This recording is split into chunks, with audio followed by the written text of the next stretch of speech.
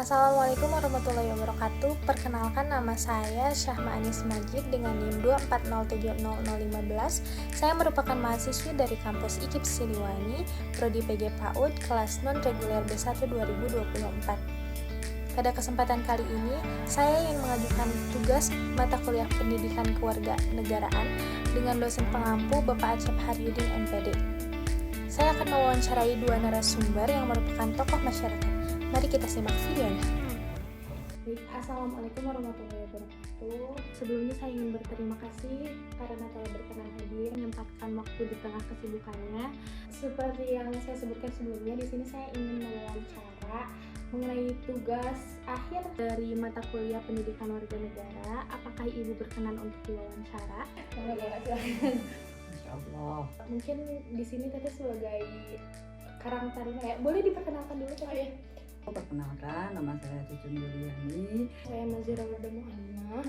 Saya perwakilan dari kader PKK yang kebetulan ditunjuk untuk diwawancara. Sebagai Ketua Karang Taruna Andir tahun 2025 ini, Usianya 17 tahun. 46 tahun. Oke, mungkin langsung saja ke pertanyaan pertama ya Teh. Bagaimana sih pandangan Ibu terhadap masyarakat di lingkungan Andir saat ini? Masyarakat di sini heterogen ya, ada yang masyarakat yang dari perkotaan, ada yang begitu juga kalangannya, jadi ada yang menengah, ada yang menengah ke atas, menengah ke bawah gitu. Alhamdulillahnya gitu ya, harmonis gitu. Terus juga Andir ini letaknya itu strategis, jadi dekat ke sekolah-sekolah yang kualitasnya cukup baik lah gitu. Selanjutnya mungkin yang Ibu lihat di sini keaktifan warga di sini di bidang sosialnya atau politiknya gimana? Ya, alhamdulillah kalau masalah politik masyarakat sudah melek ya. Sebelum saya menjabat sebagai Ketua Karang Taruna pun gitu, masyarakatnya tuh aktif.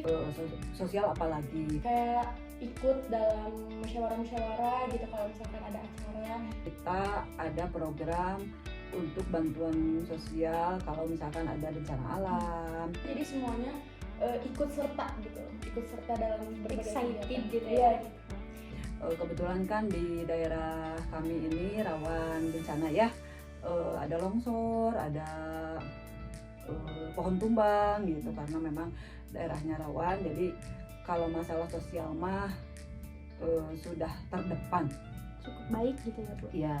Selanjutnya mungkin yang Ibu lihat apa sih masalah besar saat ini di Andir? Masalahnya nggak begitu berarti, Individualisme gitu. karena masyarakatnya heterogen itu. Jadi mungkin ada beberapa masyarakat yang belum lama gitu tinggal di sininya. Jadi ya macam-macam ya. Sifat individualismenya itu yang bikin dia nggak berbaur gitu sama masyarakat sekitar. Misalkan kalau untuk disuruh kerja bakti atau apa, ada yang memang cukup mewakilkan. Iya, paling itu sih, jadi susah untuk diajak komunikasi. Lalu dari masalah tersebut apa sih dampaknya sendiri terhadap lingkungan masyarakat yang lain kayak gimana? Ya sedikit banyaknya pasti ada kesenjangan sosial ya. Cuman ya Balik lagi ke masing-masingnya gitu ya, balik lagi ke masing-masingnya. kepada individunya masing-masing. Dia memiliki sifat individualisme, jadi kayak susah lah ya berbaur, jadi dia kayaknya bisa susah juga untuk dapat pertolongan atau kenal sama yang lain itu susah gitu. Kurang bersosialisasi ya gitu. Pokoknya ginilah intinya mah, jangan terlalu dibesar-besarkan. Kita harus memaklumi mungkin ada warga yang punya kesibukannya lebih daripada warga yang memang kesehariannya tidak terlalu sibuk. Jadi kita harus saling mengerti aja gitu. Jangan dibuat-buat jadi masalah besar gitu. Biar semuanya rukun, damai, sejahtera. Tapi yang Teteh lihat respon dari warga tuh kayak gimana sih Teh? Kalau dari warga sih tentu merangkul ya, apalagi kayak banyak juga warga Andir yang udah cukup lama gitu tinggalnya, pasti kalau misalkan ada pendatang baru ya welcome gitu, kita ikut merangkul gitu. Tapi kalau respon dari Ibu sendiri gimana? Kalau respon dari saya ya harus, idealnya sih kalau masyarakat itu harus gotong royong, bareng-bareng semuanya. Kalau bahasa Sundanya mah sapihanean gitu ya. Jadi harus berat sama dipikul, ringan sama dijinjing gitu. Harusnya idealnya, tapi kan kembali lagi ke masyarakat ya, kita juga sebagai warga, apalagi saya sebagai tokoh di sini yang ditokohkan maksudnya, jadi ya kita harus pandai-pandai aja, harus bijaksana. Kalau dari pihak berwenang sendiri gimana sih teh responnya? Seperti dari RT-nya, RW, desa. Tentu ada ya kalau misalkan dari pihak berwenang gitu. Ya itu dia, kita kayak merangkul gitu, terus kayak seringkali kita ajak untuk berbaur lah gitu, untuk sosialisasi. Jadi mereka juga antusias. Nah kalau apa sih, kan tadi kata teteh wataknya gitu ya, kayak pasti sulit lah dirubah. Nah solusinya apa sih teh? Kalau misalkan ada kegiatan sosial, Kayak membangun komunitas yang kuat gitu, kayak membuat pesta rakyat contohnya gitu, untuk jadi semakin menyatukan gitu, menyatukan masyarakatnya gitu. Contohnya pesta rakyat itu apa sih teh? Mungkin kalau misalkan di hari-hari besar gitu ya teh, kayak yang paling intinya 17 Agustusan gitu, itu paling benar-benar tiap tahun ya, itu kan acara tahunan ya, jadi mungkin yang seru-seru gitu, kita ngadain acara yang seru-seru itu juga kan bisa membangun kayak menarik gitu ya, menarik masyarakat untuk lebih bersosialisasi lagi. Iya betul. Selanjutnya ini berpindah ke hak dan kewajiban sebagai masyarakat itu seperti apa?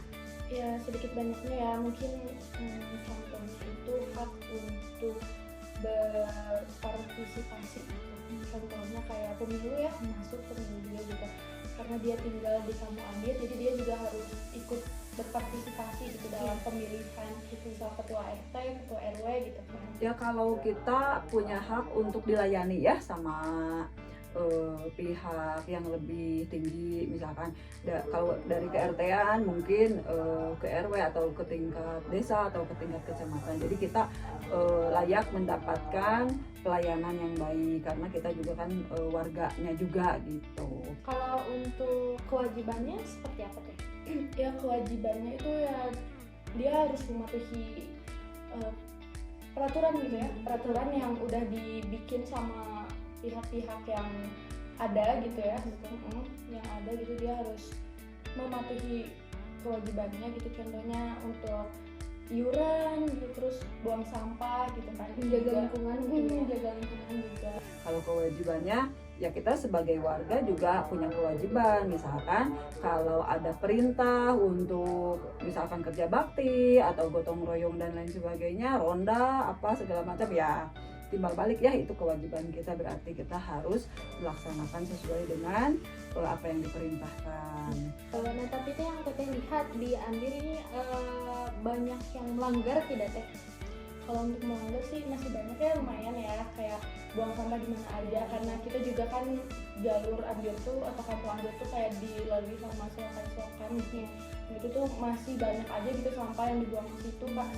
Padahal kita tuh udah ada program untuk membuat sampah gitu, terus diangkut sama yang ya gitu. Biasanya seminggu itu berapa kali teh? 2 kali sih biasanya. 2 kali. Ya, Hari apa? di hari Selasa sama Kamis biasanya. Kalau enggak mungkin kalau ada kendala itu bisa dipindahin ke Jumat.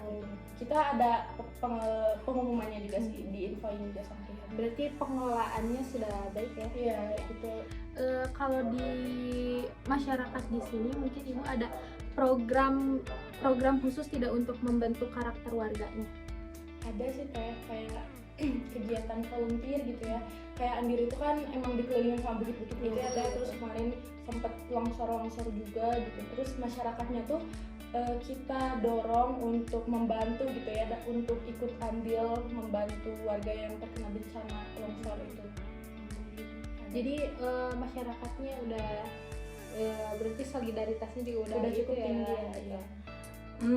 Ada sih yang paling menonjol ya untuk membentuk karakter warga ya dengan pengajian rutin, misalkan hari Kamis kebetulan di sini ya, di warga sini ada pengajian gitu, jadi ada kajian-kajian yang memang untuk memperkuat karakter warganya, terutama misalkan ibu-ibunya ya, biasanya kan kalau yang berangkat ke pengajian itu lebih banyak ibu-ibu daripada bapak-bapak, tapi Tapi di luar itu juga bapak-bapak juga aktif, ada pengajian juga untuk bapak-bapak, yaitu salah satu untuk membentuk karakter.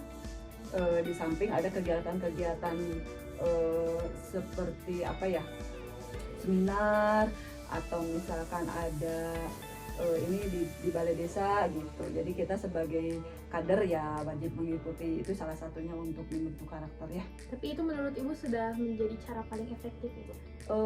Kalau keagamaan otomatis ya untuk membentuk karakter yang sangat bagus kalau masalah keagamaan, karena kan setidaknya karakter kita itu terbentuk dari salah satunya nilai-nilai moral agama ya. Betul. Jadi insya Allah kalau untuk pembentukan karakter nilai agama yang paling bagus. Jadi kita mengadakan pengajian dan lain sebagainya, karena kan di kajian-kajian itu kan yang diutarakan atau yang dibicarakan itu masalah-masalah Ya tidak jauh dari masyarakat iya, ya. betul. Yang terakhir mungkin Teh, harapannya kepada generasi muda saat ini apa sih Teh, nilai-nilai kewarganegaraannya yang harus ditonjolkan gitu? Generasi muda zaman sekarang harusnya jangan banyak main, jangan banyak selfie ya. Jadi warga negara yang baik, belajar bersosialisasi. Karena cukup penting ya kalau sosialisasi itu untuk berbaur dengan masyarakat yang lain gitu, mungkin itu. Karena setidaknya nanti mereka generasi muda yang selanjutnya akan memegang estafet kewarganegaraan. Jadi mudah-mudahan nanti dengan belajar anak-anak generasi muda sekarang bersosialisasi dari sekarang, nanti mungkin kedepannya akan terbiasa terjun di masyarakat gitu. Karena kalau dari itu mungkin diterapkan di kehidupan sehari-hari. Iya, gitu. karena kan mungkin nanti kan akan menjadi bagian dari masyarakat juga kan. Sekarang generasi muda nanti suatu saat setelah berumah tangga pasti akan terjun di masyarakat, makanya harus belajar dari sekarang ya. Terima kasih Teh. Iya, sudah cukup, sangat Sama-sama. jelas sekali. Mohon maaf apabila ada kekurangan. Ya, sama-sama Ibu. Terima kasih banyak. Ya, bangga. Setelah melakukan wawancara tersebut, saya menyimpulkan bahwa masyarakat Andir bersifat heterogen, lalu ada beberapa masyarakat pendatang yang masih bersifat individualisme, sehingga berdampak cukup besar bagi masyarakat di sekitarnya. Namun hal tersebut sudah dapat ditangani oleh warga sekitar dengan merangkulnya, pemerintahannya pun ikut turun tangan untuk menangani hal tersebut. Program yang dilakukan oleh masyarakat Andir menangani masalah tersebut adalah dengan melakukan pesta rakyat yang digelar tahunan seperti 17 Agustus, lalu ada bantuan sosial juga yang dilakukan ketika ada korban bencana. Program tersebut sudah cukup baik untuk menangani masalah tersebut. Mungkin cukup sekian yang bisa saya sampaikan, mohon maaf jika masih banyak kesalahan. Wassalamualaikum warahmatullahi wabarakatuh.